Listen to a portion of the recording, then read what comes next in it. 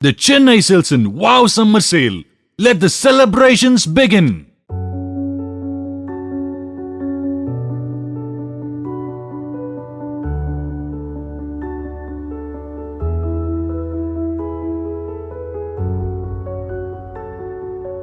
Sir சீக்கிரமா serial ஆரம்பிக்கும் sir. ஊர்ல எல்லாருமே அதான் சொல்றாங்க, எப்ப ஆரம்பிப்பாங்க எப்ப ஆரம்பிப்பாங்க. அப்புறம் ஃபோர்ஸா ரொம்ப ஒரு இதா ஃபோர்ஸா கிளம்பு நீ கிளம்பு நீ இருக்காத கையில் கொடுக்கும்போது நல்லா இருந்துச்சு, கிளம்பு கிளம்பு அப்படின்னு சொன்னேன். சீக்குள்ள அடிச்சு அதெல்லாம் சொல்ல முடியாது, கிளம்புன்னா கிளம்பி நீ வெளியே அப்படின்னு சொன்னா, டேய் விட்றா சேர்றா மாசி சார் நான் சம்பளம் உனக்கு எதுக்கு, உன் வேலை என்ன அதை பார்க்க வேண்டியதானே, அதை தான் அப்பதான் பாக்குறேன். திரும்ப சார் ஃபர்ஸ்ட் டைம் பாக்குறேன். ஒரு ஃப்ரெண்ட்ஸுங்களாம் அடிச்சுட பிள்ளைக்குது, நீங்க அங்க ஆளுங்களா வெட்டிட பிள்ளைக்குதா சேர்லாம் அடிக்கிறியாமான்னு வாப்பா நல்லா பண்றேன்னா அதுக்குள்ளே தகவல் போயிடுச்சு. இதுக்காக ஒண்ணு கூப்பிட்டுருந்தா இது மாதிரி பண்ணிட்டு இருக்கா என்ன என்ன இது என்ன அங்க ரூம்ல பண்ண உள்ள பண்ணுவியா வெளியே பண்ண மாட்டியா இப்படி வந்து பண்ணிட்டு இருக்கா, இங்க வெட்டி விட்டுருக்கேன் ஊருக்கு வெட்டி விட்டேன், டிக்கெட் கணபதியா டிக்கெட் போட அப்படின்ட்டாரு. நாதஸ்வரம் சார் கூட பண்ணேன். அதுக்கப்புறம் குலதெய்வம் அந்த சீரியல் முடிஞ்சோடனே குலதெய்வம் அந்த கேரக்டருக்கு அவன் தான். அதுக்கப்புறம் கல்யாண வீட்டில் 100% பக்ரீத்துக்கு ரம்ஜானுக்கு 100% காசு வந்துடும்.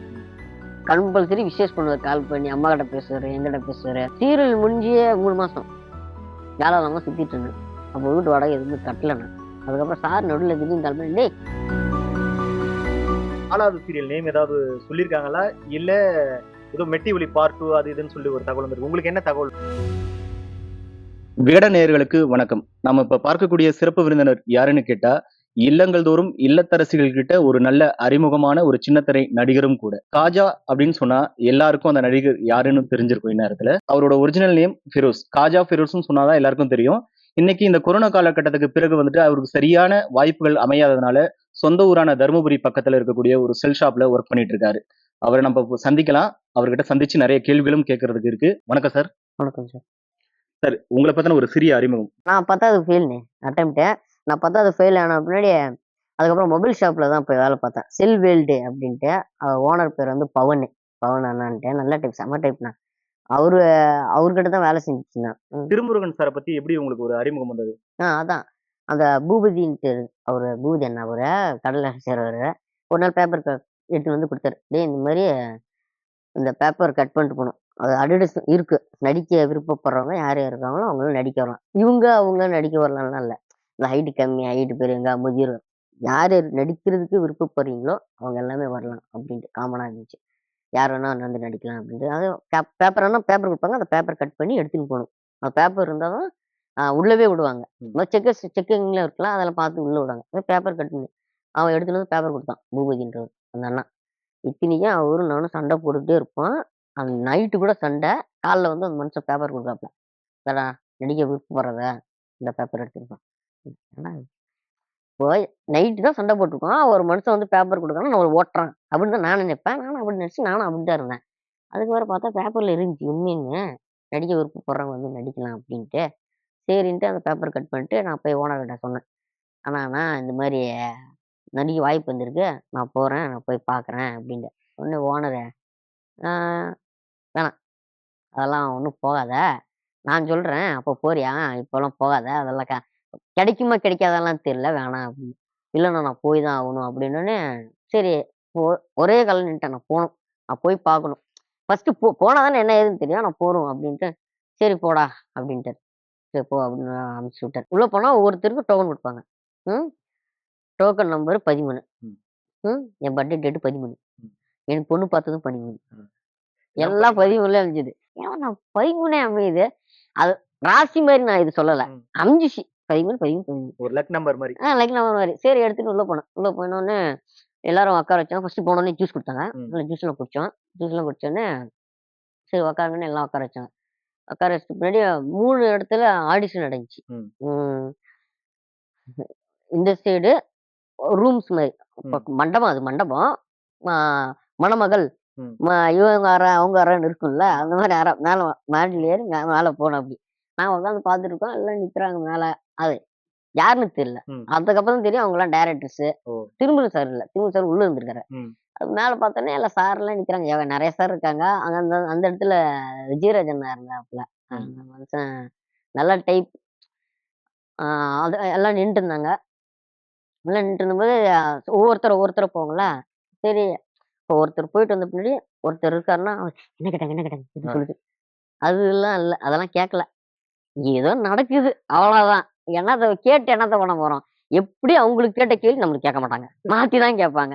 சரின்னு அப்படியே இருந்துட்டேன். அதுக்கப்புறம் என் டோக்கன் நம்பர் வந்துச்சு. போனேன். ம். போய் மாலுமில ஏறுனா அங்க போனோம்னா தான் சரத் சாரு, பாஸ்கர் சத்தி சாரு, ம். மாதேஷ் சாரு, அசோக் சார் ம். 4 பேர் இருக்காங்க. ம். விஜயராஜ் அண்ணா வந்து தான் டோக்கன் இது பண்ணி அது குடுத்தது. ம். உள்ள போ அப்படின்ட்டு. விஜயராஜ் அண்ணா. அவரு அசிஸ்டன்ட் டைரக்டர் ம். அவரு. உள்ள போனோனே இவங்கலாம் 4 பேர் இருந்தாங்க. 4 பேர் இருந்தோம். உட்காந்தேன். "வாப்பா அப்பா உட்காருப்பா" அப்படின்னாங்க. உட்காந்தேன். "அப்பா நீ என்னப்பா வேலை பண்ற?" அப்படின்னாங்க. "நான் செல்ஃபோன் கடையில வேலை பார்க்குறேண்ணா" அப்படின்னாங்க. அப்படின்னு நான் சொன்னேன். ம். "ஓ! செல்ஃபோன் கடையில வேலை பார்க்குறீங்க. இப்போ ஒரு ஒரு கஸ்டமர் வராரு. உங்கள்ட்ட வந்து தொல்ல பண்றாரு. நீ என்ன பண்ணுவ?" அதாவது ஒரு ஃபோன் குடுக்குறாரு. ம். இந்த ஃபோன் வந்து நீ சர்வீஸ் பண்ணி குடுக்க. சர்வீஸ் பண்ணி குடுத்துட்டு, அவர் வெளிய எடுத்துட்டு போறாரு. சேம் கம்ப்ளைண்ட் வருது. மறுபடியும் எடுத்துட்டு வந்து குடுக்குறாரு. "நீ அவர எப்படி சொல்லி வெளிய அனுப்புவ?" அப்படின்னு மாதேஷ் சார் கேட்க. "சரி சார்" அப்படின்ட்டு ஃபோன் வாங்கிட்டேன். நான் வாங்கி இப்படி ரெடி பண்ணி மாரி பண்ணி குடுத்துட்டேன். இப்ப செக் பண்ணேன். செக் பண்ணி காலைல செக் பண்ணி "கேக்குதா கேக்குதா பாத்துக்கோ." சரி. வெளிய போங்க. வெளிய போயிட்டாரு. மறுபடியும் வந்தாரு. ம். அப்பா கேட்கலப்பா" அப்படின்னாரு. நான் செக் பண்ணி குடுக்கும்போது நல்லா தானே இருந்துச்சு. நான் எடுத்துன்னு போய் நீ கீழ கீழ போட்டிருந்தீங்கன்னா, ம். கீழ போட்டா தான் அந்த கம்ப்ளைண்ட் வரும். இப்போ ஆட்டோமேட்டிக்கா ஒரு கம்ப்ளைண்ட் வராது. ஏதாச்சும் பண்ணு தான் கம்ப்ளைண்ட் வரும். இப்ப நீ கீழ போட்டு அந்த கம்ப்ளைண்ட் இருந்துச்சுன்னா, இப்ப என்ன பண்றது? கடையில இருக்கும்போது நல்லா இருந்துச்சுல்ல, கிளம்பு. அப்புறம் ஃபோர்ஸா ம். ரொம்ப ஒரு இதா ஃபோர்ஸா "கிளம்பு, நீ கிளம்பு, நீ இருக்காத. கையில குடுக்கும்போது நல்லா தான் இருந்துச்சு. ம். கிளம்பு, கிளம்பு" அப்படின்னு சொன்னேன்.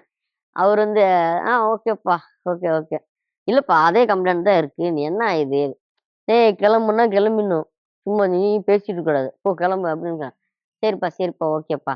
சரி உட்காரு, உட்காருன்னாரு. வந்து உட்காந்தேன். ஆ அங்க பக்கத்துல சேரு. உட்காந்தோனே, "அப்பா உன் சம்பளம் என்னப்பா?" அப்படின்னு மாதேஷ் சார் கேட்க, உடனே என்ன, "வந்தியா? சர்வீஸ் பண்ணியா? வேலை முடிஞ்சு போயிட்டே இருங்க. சம்பளம் கேட்கல நீ ஆள் இல்ல." அப்படின்னோனே அவருக்கு புடிச்சு போச்சு. ம். பரவாயில்லைப்பா ஒரு ஒரு விஷயத்த குடுத்தா அந்த கேரக்டருக்குள்ளேயே இருக்கிற அப்படின்னு. அப்பதான் தெரியும் அந்த கேரக்டருக்குள்ளேயே இருக்கேன். அப்பலாம் தெரியலையே. ம். அவர் செய்ய சொன்னாரு. கடல்ல இருக்கிற விஷயத்த சொன்னேன். கடல்ல யாருன்னா கேள்வி கேட்டாங்கன்னா இதான் சொல்லுவேன். "என் சம்பளம் உனக்கு எதுக்கு? உன் வேலை என்னவோ அத பார்க்க வேண்டியது தானே." அதேதான் சொன்னேன். அதேதான் சொன்னேன். அவருக்கு புடிச்சு போச்சு.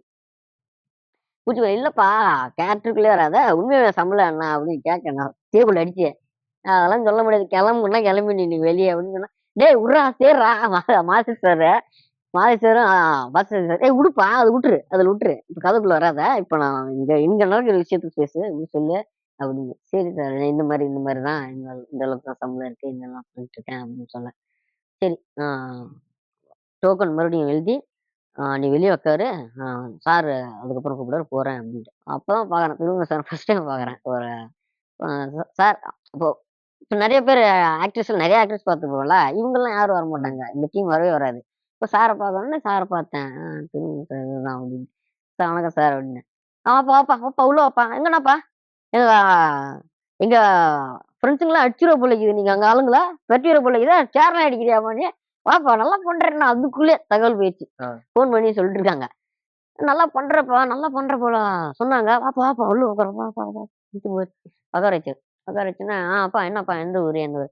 நான் இந்த மாரி நான் இந்த மாரி நான் 10த் ஃபெயிலு.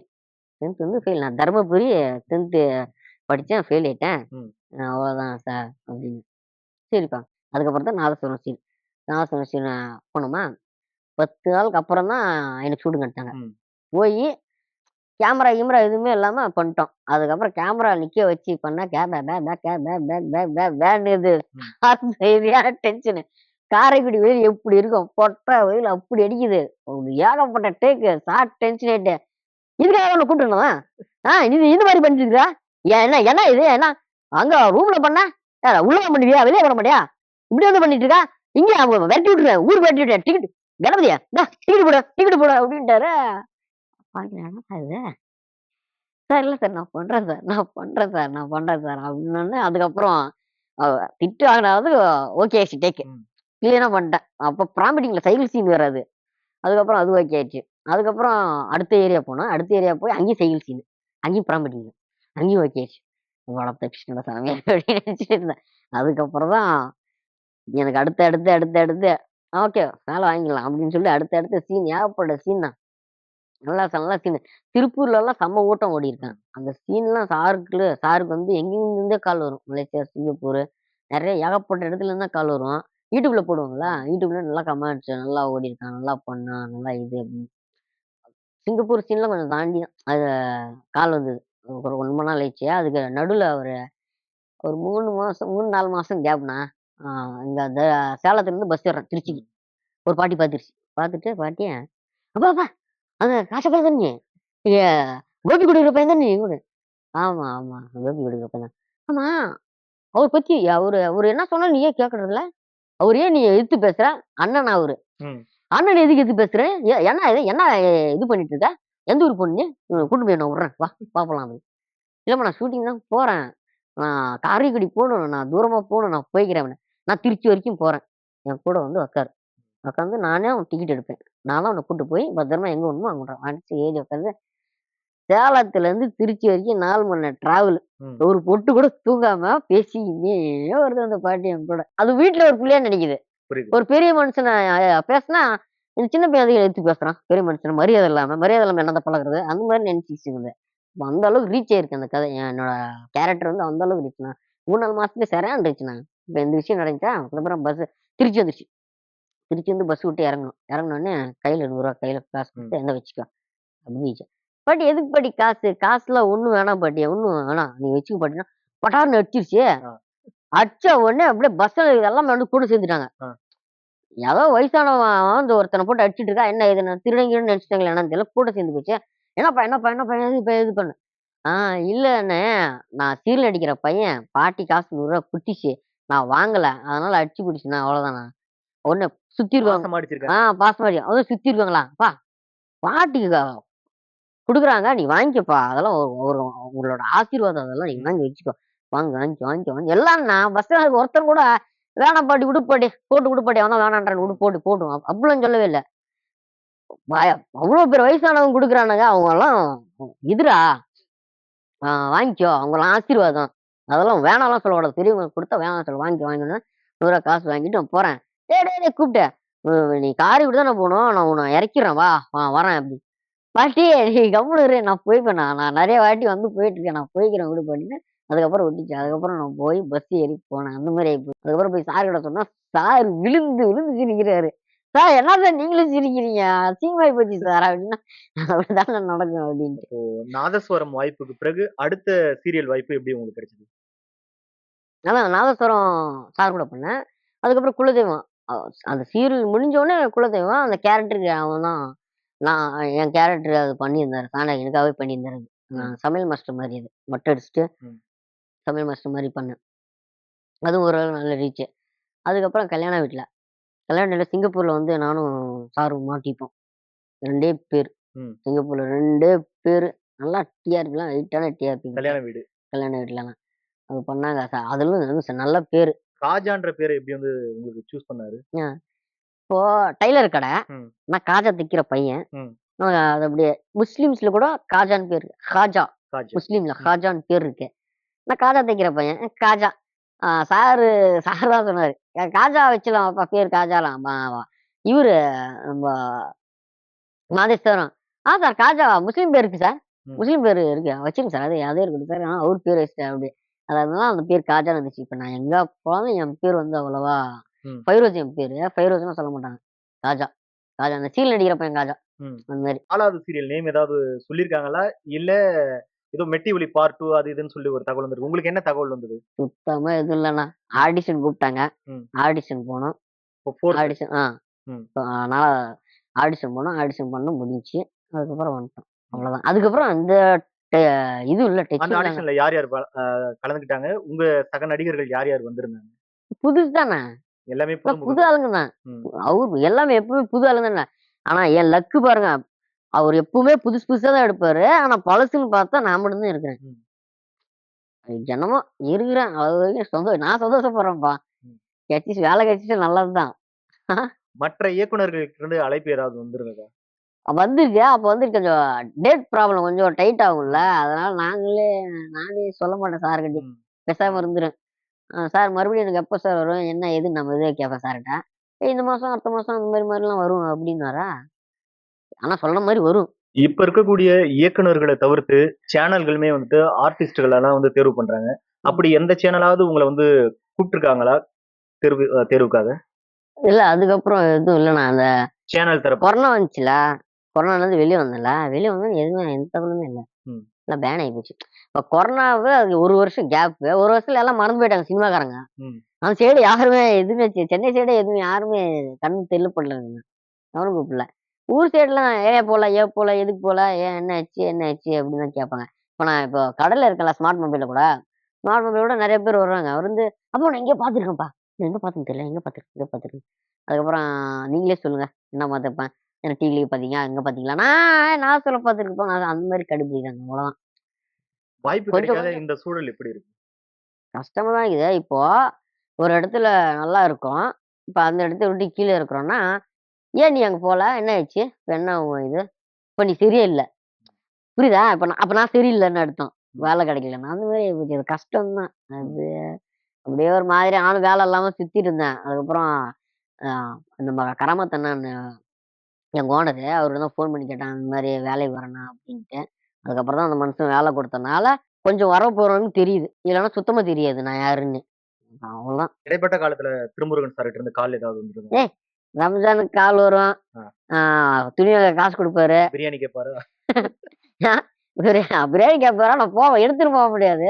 அதெல்லாம் ரம்ஜானுக்கு காசு வந்துருண்ணா. 100% பக்ரீத்துக்கு, ரம்ஜானுக்கு 100% காசு வந்துரும். ம். கம்பல்சரி விஷேஸ் பண்ணுவாரு கால் பண்ணி. அம்மாகிட்ட பேசுவாரு, என்கிட்ட பேசுவாரு.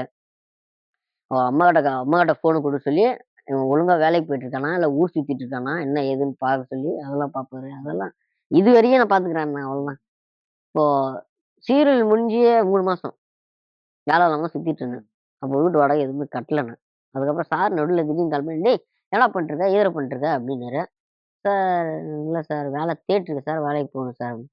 "வேலைக்கு போயிட்டு இருந்தேன். வீடு வாடகை எப்படி கட்டுன?" "ஆமா ஷூட்டிங் முடிஞ்சு எத்தன நாள் ஆகுது?" அப்படின்னாரு. 3 மாசம் ஆயிடுச்சு சார் அப்படின்னேன். 3 மாசம் ஆயிடுச்சுன்னா வீட்டு வாடகை கட்டினியா? அப்படின்னாரு. அதான் கட்டணும் சார். வேலை கிடைச்சுச்சுனா கட்டணும் சார். "ஏன்டா வீட்டு வாடகை கூட கட்டாம இப்ப என்னடா ஊர் சுத்திட்டு இருக்கிறது? என்ன விஷயம் இதெல்லாம்?" அப்படின்ட்டு, கணபதி அண்ணாகிட்ட நான் சொல்றேன். ம். கணபதிக்கு கால் பண்ணு. நான் காசு அனுப்புவாரு. அது வீடு வாடகை கட்டுறேன் அப்படின்னு சொல்லி 3 மாசம் வீடு வாடகை கட்டினாரு தெரியுமா? எனக்கு கீழ விழுந்து கை உடைஞ்சு போச்சு. ஓ! எப்படி? அந்த கைக்கு ராடு. எப்படி? அது சென்னையில இருந்து ரோடு கிராஸ் பண்ணும்போது ஆட்டோக்காரன் தூக்கிட்டான். ஓ!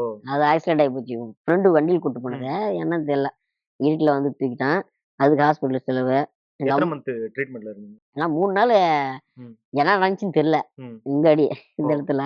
அதுக்கு அவர் தான் செலவு பண்ணாரு. இதெல்லாம் சார் தான். சார் தான் மொத்தமா. அதுக்கப்புறம் எங்க அம்மா ஹார்ட் பேஷண்ட். ம். எங்க அம்மா ஹார்ட் ஆயிடுச்சு. அதுக்கப்புறம் ஆஞ்சியோகிராம் பண்ணாரு. ம். அதுக்கு 1,50,000 காசு குடுத்து, இது விநாயகர் மிஷின்ல தான் பண்ணோம். ம். விநாயகர் மிஷின்ல தான் பண்ணோம். ஆஞ்சியோகிராம் இதெல்லாமே. அப்ப கலைஞர் காப்பீடு திட்டம் இருந்து கூட எனக்கு கொஞ்சம் அது ஏதோ ஒரு தப்பாயிருச்சு. அது இல்ல செல்லாது. இதாவது அதாவது இப்ப டிலே தான் ஆகும் அப்டின்ட்டாங்க. அதுக்கப்புறம் சார் கிட்ட சொன்னேன். சார் இந்த மாரி ஆயிடுச்சு சார் அப்படின்னு. அப்படியாடா சரின்னு சொல்லி 1,50,000 காசு குடுத்து, ஓ! அதுக்கப்புறம் எங்க அம்மா ஆஞ்சியோகிராம் பண்ணாங்க. இப்போ அதெல்லாம் உழைப்புக்காக வந்துட்டு செல்போன் கடையில வேலை பார்க்குறீங்க. குடும்ப விஷயத்துல பொருளாதார சூழல் காரணமா. கடைக்கு வர கஸ்டமர்ஸ் வந்து உங்கள ஈஸியா கண்டுபிடிக்கிறாங்களா? இல்ல எங்கேயோ பார்த்த மாரி தான் இருக்கு அப்படின்ற மாரி கேட்கறாங்களா? ஒவ்வொரு கஸ்டமர் கண்டுபிடிக்கிறாங்க. ம். ஒரு கஸ்டமர் உன்ன எங்கேயோ பார்த்துருக்கேனே! உன்ன எங்க பார்த்தேன்னு சொல்லுப்பா. ம். சொல்லுப்பா எங்கப்பா பார்த்தான்னு அப்டின்னுவாரு. நீயே சொல்லுடா. எல்லாம் அப்படிதான் சொல்றாங்க. நீயே சொல்லு அப்படின்றது. அதுக்கப்புறம் அப்படியே யோசிச்சுப்பாங்க. ரொம்ப யோசிச்சாங்கன்னா, "சீரியல்ல பார்த்துருப்பேன்க்கா" அப்படின்னுவேன். "நான் ம். சீரியல்ல பார்த்துருப்பேனா?" அப்படின்னு. "ஆமாப்பா சீரியல்ல பார்த்துருக்க" அப்படின்னு சொன்னாலே பேர் சொல்லிருவாங்க அவங்க. ம். "நாதஸ்வரம் தானப்பா, நாதஸ்வரம் தானே பண்ணியிருக்கேன். நாதஸ்வரம் பண்ணியிருக்கேன்ல. ஆமா சார் அப்படியே இன்னும் ஆரம்பிக்கவே இல்ல. ஏன் இன்னும் பண்ணவே இல்ல நீ?" அப்படின்லாம் கேட்பாங்க. "இல்ல தெர்ல. அவரு சாருக்கும் டைட்டு. கொரோனா வந்ததுலருந்து. அவருக்கும் நெறைய ப்ரெஷர் இருக்கும்ல. எல்லாமே அவரும் ஃப்ரீ ஆகணும்ல. எத்தினிப்பா நாதஸ்வரம், குலதெய்வம், கல்யாணம்னு லைனாவே எடுத்துட்டு இருப்பாரு. கொஞ்சமாச்சும் கேப் இருக்கணும்ல மனுஷனுக்கும். எவ்வளோதான் ஓடிட்டு இருப்பாரு. கொஞ்சம் கேப் எடுத்துட்டு வருவாரு. "ஓ! அப்படியாப்பா! ரெஸ்ட் எடுத்துட்டு இருக்காராப்பா? ரெஸ்ட் எடுத்துட்டு இருக்காரு." ஆனா கம்பல்சரி எடுப்பாரு. ஆனா எப்ப எடுப்பாருன்னு தெரியல. கடைசியான ஒரு கேள்வி. திருமுருகன் சார்கிட்ட இந்த நேரத்துல ஏதாவது சொல்லணும்னு விருப்பப்படுறீங்க? யாரு கேட்டியா? சார் சீக்கிரமா சீரியல் ஆரம்பிங்க சார். ஊர்ல எல்லாருமே அதான் சொல்றாங்க. எப்ப ஆரம்பிப்பாங்க? எப்ப ஆரம்பிப்பாங்க? எப்ப ஆரம்பிப்பாங்க? அதே தான் சார் சொல்லிட்டு இருக்காங்க. சீக்கிரம் ஆரம்பிச்சா நல்லா இருக்கும். ஆமா. ரொம்ப சந்தோஷம். வாழ்க்கையில மேலும் மேலும் முன்னேறிட்டு போகணும்.